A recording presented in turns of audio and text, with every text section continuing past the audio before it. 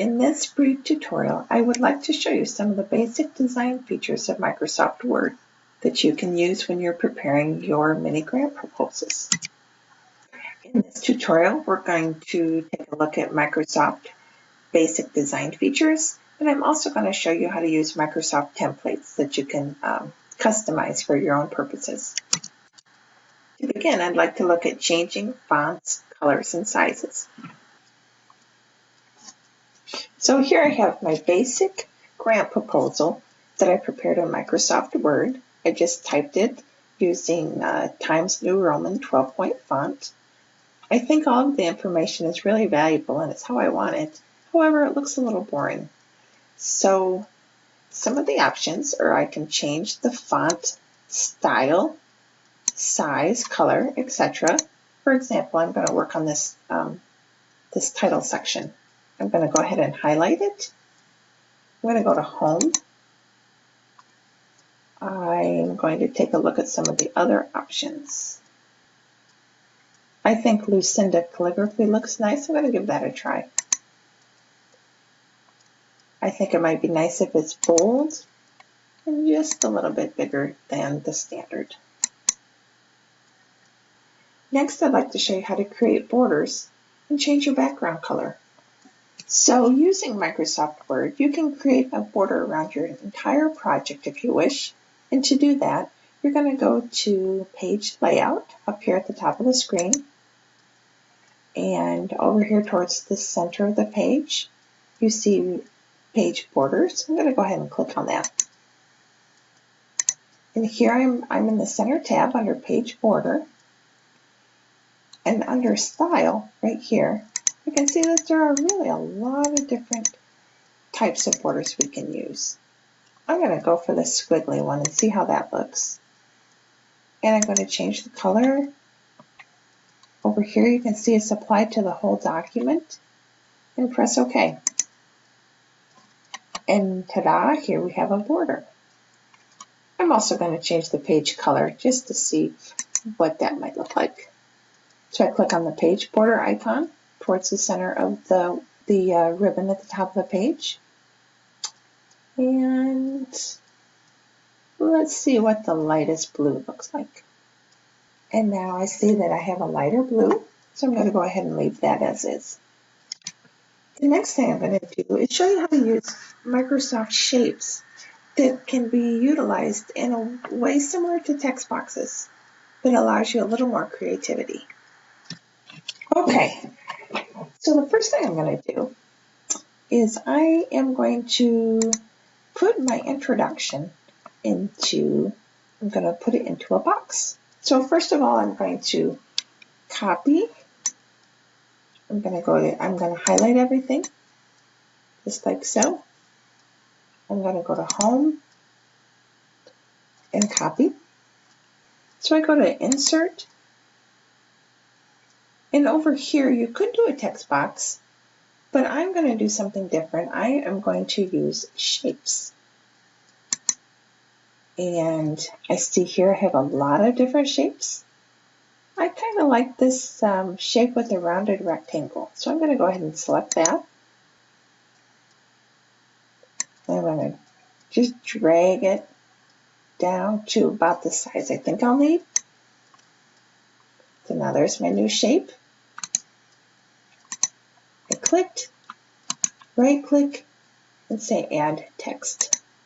The text that I had copied previously. So I'm going to go back to Home and go to Paste. If you prefer to use a shortcut, the shortcut is Control-C to copy and Control-V to paste. So now I see I have my introduction, which I can actually move anywhere on the page that I wish. But now that I see that I have it there, I'm going to go ahead and get rid of this old information. So there's my introduction box. I click on it till I get that four-sided arrow, which means I can move it anywhere I want. And when it's also in this four-sided arrow, I'm going to click it again. I can go to a corner, I can stretch it down, or I can stretch it out. I could keep on filling with the design. You'll also want to include a picture. So there's a photo that I think looks pretty good. So I'm going to right click. I'm going to scroll down to Save Image As. And I'm going to save it in my Pictures folder. I'm just going to call it MDBB. Now I'm going to go back to my presentation. I'm not sure eventually where I want that photo, but for now I'm just going to stick it right here in the middle of the page, and then I can move it around. I'm going to go to Insert, Picture, looking in my Picture folder, looking for WinDVD. There it is. So I click on it and Insert. I'm not sure where I will want it eventually, but one thing that's helpful is if you click on it and then go to Wrap Text, and then I'm going to say Tight. That means that doing that just allows me to move the picture around or wrap the text around if it was plain text that was not in a box. So I'm just moving my boxes around. I'm going to move that around a little bit. Using boxes and shapes allows you to just be as creative as you'd like to be.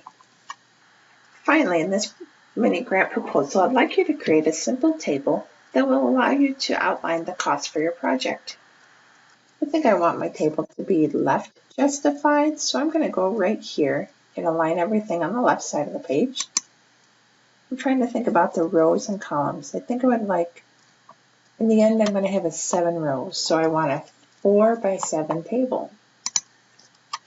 So now I'm going to go to Insert up here at the top of the ribbon, and Table. And remember, I wanted to have 4 columns and 7 rows. So I'm just highlighting the size of the table that I want. You can always go back and change things around if you wish. So you can see we've done some basic design elements. It's nothing terribly fancy, but I can just continue to play with that till I am satisfied. Another option in Microsoft Word, and actually in any of the Microsoft products, is that you can use pre-existing templates. And to do that, you just go to File, you go to New, and instead of choosing Blank Document, which is what we typically do, we're going to scroll down, and down here you see there are a bunch of Office.com templates.